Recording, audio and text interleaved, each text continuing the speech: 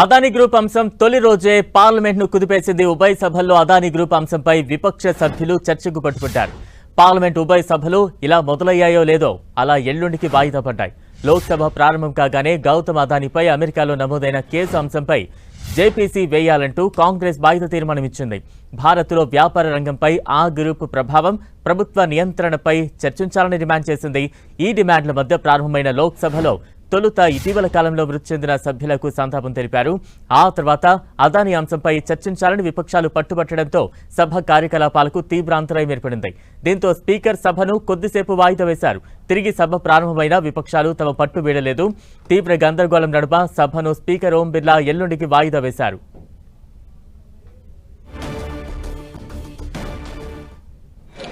I would appeal to you.